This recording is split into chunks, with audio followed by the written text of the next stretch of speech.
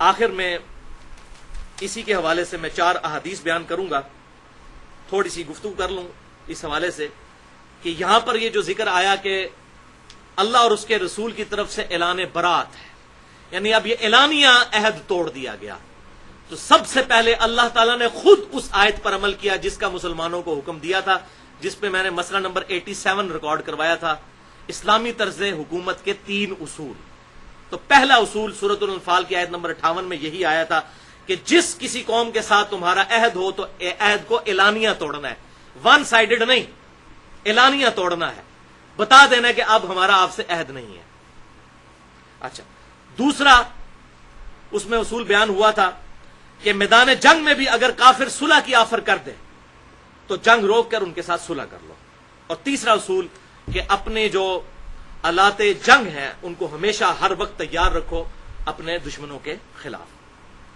تو اعلانیہ طور پر عہد توڑنے کی یہ پہلی مثال خود اللہ تعالیٰ نے سورۃ التوبہ کے اندر، چونکہ پہلے یہ عہد صلح حدیبیہ کی جو صلح تھی توڑی تھی مشرکین عرب نے، تو اللہ تعالیٰ نے کہا کہ اب تم نے خود چونکہ عہد توڑ دیا، اب ہم اس کو رینیو نہیں کریں گے، تمہارے ساتھ سارے عہد ختم، سوائے ان قبیلوں کے ساتھ جن کے ساتھ دوسرے عہد ہیں لیکن وہ بھی رینیو نہیں ہوں گے۔ وہ ہم نے آیات پڑھ لی، پہلی 6 آیات سورۃ التوبہ کی، ان کی مدت پوری کی جائے گی۔ اب 4 احادیث اینڈ پہ سن لیں، پھر ہماری یہ گفتگو اس حوالے سے مکمل ہو جائے گی۔ پہلی حدیث صحیح بخاری اور مسلم کی متفق علیہ حدیث ہے، انٹرنیشنل نمبر کے مطابق 4656 اور 4657 2 ترک ہیں اکٹھے۔ امام بخاری انہی سورۃ التوبہ کی 6 آیات کے کانٹیکسٹ میں لے کر آئے کہ سیدنا ابو ہریرہ رضی اللہ تعالیٰ عنہ کہتے ہیں، یہ 9 ہجری کا واقعہ ہے، 8 ہجری کے اندر فتح مکہ ہوا، تو اس کے بعد جو حج ہوا مشرکین عرب مسلمانوں نے اکٹھا حج کیا۔ 9 ہجری میں بھی مشرکین عرب اور مسلمانوں نے اکٹھا حج کیا، وہ اپنے طریقے سے کرتے رہے، مسلمان اپنے طریقے سے۔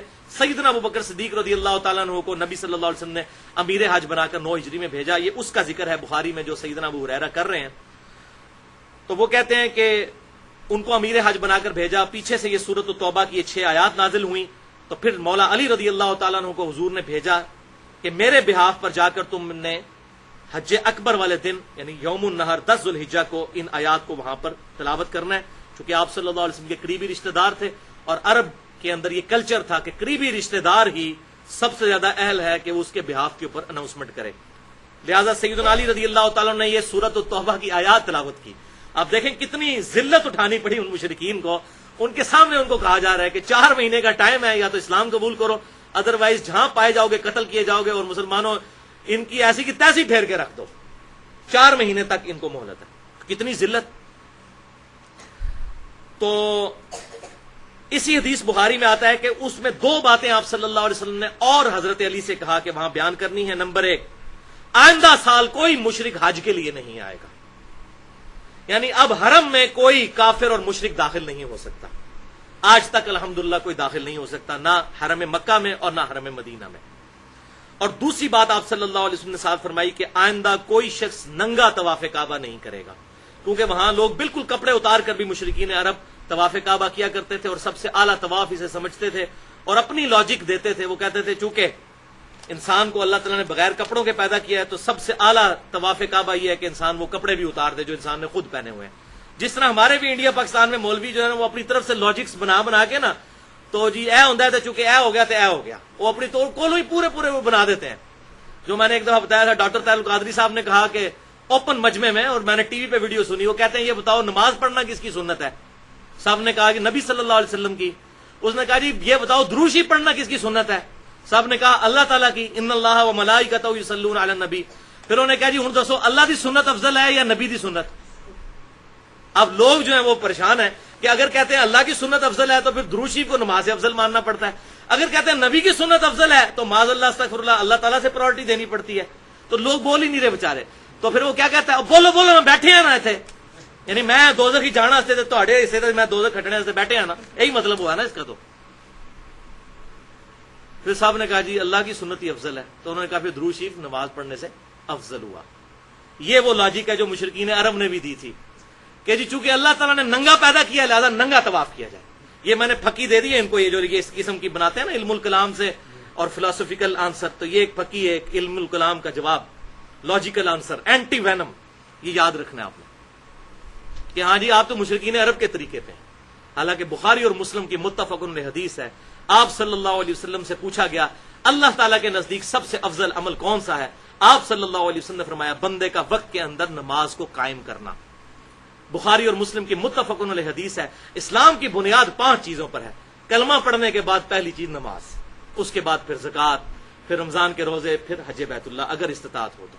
وہاں بھی نماز کا ذکر کیا. تو ایسے علماء کو شرم نہیں آتی جب یہ اس قسم کے رزلٹ وہ ٹی وی پہ بیٹھ کے نکال رہے ہوتے ہیں؟ بے شرمی کی انتہا ہے. تو مشرکین عرب بھی یہ کہتے تھے ننگا طواف، تو وہ اعلان ہو گیا. صحیح بخاری میں حدیث بھی آ گئی کہ یہ کام نہیں کرنا، 2 کام نہیں کرنے. آندہ کو مشرک حج کے لیے نہیں آئے گا اور ننگا طواف نہیں کیا جائے گا. دوسری حدیث بھی صحیح بخاری کی ہے جو اسی حدیث کا ترک ہے انٹرنیشنل نمبر کے مطابق 3177 نمبر. ایک اور جگہ امام بخاری نے ریپیٹ کی، اس میں سیدنا ابو ہریرہ کے الفاظ ہیں کہ یہ اعلان ہم نے حج اکبر کے دن کیا تھا. حج اکبر کا موقع نہیں، حج اکبر کا دن، اور وہ 10 ذوالحجہ یوم النہر کا دن تھا. وہ جو قرآن میں آیا یوم الحج الاکبر. اور سیدنا ابو ہریرہ کہتے ہیں کہ اس کو حج اکبر اس لیے کہا گیا کہ لوگ عمرے کو حج اصغر کہنا شروع ہو گئے تھے. اب آپ کو پتا چلا کہ حج اکبر کا مطلب جمعے کے دن حج آنا نہیں ہے. حج اکبر کہتے ہیں اس حج کو جو مسلمان پر فرض ہے، اور حج اصغر کہتے ہیں عمرہ کو، چھوٹا حج. تو یہ بخاری 3177 میں آ گیا. سیدنا ابو ہریرہ کہتے ہیں چونکہ عمرے کو چھوٹا حج کہا جانا شروع کر دیا تھا، اس لیے پھر اس حج کو حج اکبر، وہ حج اصغر عمرہ اور یہ حج اکبر. لہذا یہ مسئلہ بھی آج کلیئر ہو گیا جو یہاں پر کنٹروورشل گفتگو چلتی ہے، میں نے الحمدللہ کلیئر کر دیا. تیسری حدیث بھی صحیح بخاری میں ہے 1742، اور یہ حدیث مرفوع ہے. آپ صلی اللہ علیہ وسلم نے خود حج اکبر فرمایا ہے 10 ذوالحجہ کے دن کو، یوم النہر کو. بڑی مشہور حدیث آپ نے سنی ہوگی کہ آپ صلی اللہ علیہ وسلم نے فرمایا یوم النہر جو حجۃ الوداع کا خطبہ، ایک تو یوم عرفہ کو دیا، وہ جمعے کے دن تھا 9 ذوالحجہ کو. ایک 10 ذوالحجہ کو آپ کا خطبہ ہے جو بخاری اور مسلم دونوں میں ہے. مسئلہ نمبر 66A میں نے وہ ڈیٹیل سے بیان کیا ہے. محرم اور واقعہ کربلا سے متعلق 5 علمی پوائنٹس، وہ پوری حدیث بیان کی ہے. اس کا کچھ ٹکڑا میں یہاں پر بیان کرتا ہوں. صحیح بخاری 1742. آپ صلی اللہ علیہ وسلم نے فرمایا تمہارا خون، تمہارا مال اور تمہاری عزت ایک دوسرے پر اسی طریقے سے حرام ہے جس طرح کہ آج کے دن کی حرمت ہے، یعنی یوم النہر 10 ذوالحجہ کی حرمت، اور اس مہینے ذوالحجہ کی حرمت ہے، اور اس شہر مکہ کی حرمت ہے. جس طرح یہ اللہ کے نزدیک قابل عزت ہے، اسی طریقے سے تمہارا خون، مال اور تمہاری عزت ایک دوسرے پر حرام ہے. اور پھر آپ صلی اللہ علیہ وسلم کے الفاظ ہیں اسی بخاری 1742. آپ نے جب یہ خطبہ دیا 10 ذوالحجہ یوم النہر قربانی کے دن، پھر فرمایا ھذا یوم الحج الاکبر، یہ آج کا دن حج اکبر کا دن ہے. یوم عرفہ کو حج اکبر نہیں کہا بلکہ 10 ذوالحجہ کو حج اکبر کہا. حالانکہ 10 ذوالحجہ ہفتے کا دن تھا، کیونکہ بخاری اور مسلم کی متفق علیہ حدیث ہے. بخاری میں 45 نمبر اور مسلم میں 7527 نمبر کہ یوم عرفہ آپ صلی اللہ علیہ وسلم نے جو حج کیا تھا یوم عرفہ 9 ذوالحجہ، وہ جمعے کے دن آیا تھا 10 ہجری میں، جہاں وہ آیت نازل ہوئی تھی الیوم اکملت لکم دینکم واتممت علیکم نعمتی ورضیت لکم الاسلام دینا. آج کے دن ہم نے تمہارے لیے تمہارا دین مکمل کر دیا، اپنی نعمت تم پر تمام کر دی، اور اسلام کو ایز اے ریلیجن تمہارے لیے پسند کیا. تو یہ بخاری مسلم میں موجود ہے. لہذا یوم عرفہ چاہے جمعے کو آئے یا کسی اور دن کو حج اکبر نہیں بنتا. حج جو بھی کرتا ہے وہ حج اکبر ہی کرتا ہے، جو عمرہ ہے وہ حج اصغر ہے. ویسے بھی یوم عرفہ والے دن اگر جمعہ آ بھی جائے تو جمعہ پڑھا تو کوئی نہیں جاتا، ظہرین ہی پڑھی جاتی ہے. میدان عرفات کے اندر جمعہ تو کوئی نہیں ہے. جمعہ آ بھی جائے، آپ صلی اللہ علیہ وسلم کا بھی جمعہ آیا تھا لیکن آپ نے ظہر اور عصر جمع کی تھی. جمعہ پڑھنا کوئی نہیں، اور پھر بھی کہنا کہ جی وہ جمعے کا حج اکبر ہو گیا، وہ تو ہے ہی ظہر کی نماز. حج اکبر کہتے ہیں حج کو، اور حج اصغر کہتے ہیں عمرے کو. حج اکبر بڑا حج اور عمرے کو کہتے ہیں چھوٹا حج. الحمدللہ. اب اس کے ثبوت میں وہ چوتھی اور آخری حدیث بخاری اور مسلم کی متفق علیہ حدیث ہے. آپ صلی اللہ علیہ وسلم نے فرمایا جس شخص نے رمضان المبارک کے اندر عمرہ کیا گویا کہ اس نے حج ادا کیا. رمضان المبارک کے اندر، یعنی رمضان المبارک کا جو عمرہ ہے وہ حج کی طرح ہے، بڑے والے حج کی طرح رمضان کا عمرہ.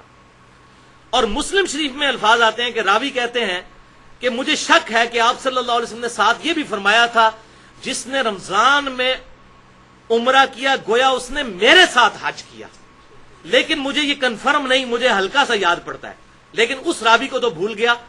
لیکن ابو داؤد کے اندر انٹرنیشنل نمبرنگ کے مطابق 1990 نمبر حدیث ہے، وہاں کلیئر کٹ راوی کہتے ہیں کہ مجھے یہ بات یاد ہے کہ آپ صلی اللہ علیہ وسلم نے فرمایا تھا جس نے رمضان میں عمرہ کیا گویا کہ اس نے میرے ساتھ حج کیا۔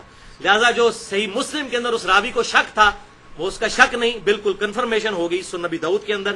بہرحال یہ بات تو ایگریڈ اپان، متفق علیہ ہو گئی کہ رمضان مبارک کے اندر عمرہ کرنا حج کرنے کے برابر ہے۔ رمضان کے اندر عمرہ حج اصغر بھی جو ہے وہ حج اکبر کے برابر الحمدللہ ہو جائے گا۔ اللہ تعالیٰ کی طرف سے یہ خاص انعام ہے۔ حج کے حوالے سے میری 200 منٹ کی گفتگو ہے، مسئلہ نمبر 54A اور 54B، حج اور عمرہ کے صحیح احکام و مسائل، اور اسی کی پھر ایکسٹینشن ہے مسئلہ نمبر 54C اور 54D، وہ بھی 200 منٹ کی گفتگو ہے۔ قبر رسول صلی اللہ علیہ وسلم کی حاضری سے متعلق فرقہ وارانہ نظریات کا تحقیقی جائزہ۔ اللہ تعالیٰ سے دعا ہے جو حق بات میں نے کہی ہمارے دلوں میں راسخ فرمائے، اگر جذبات میں میرے منہ سے کوئی غلط بات نکل گئی تو اللہ تعالیٰ ہمارے دلوں سے محو کر دے، ہمیں کتاب و سنت کی تعلیمات پر عمل کر کے دوسرے بھائیوں تک پہنچانے کی توفیق عطا فرمائے۔ سبحانک اللہم و بحمدک، اشہد ان لا الہ الا انت، استغفرک و اتوب الیک، وما علینا الا البلاغ المبین۔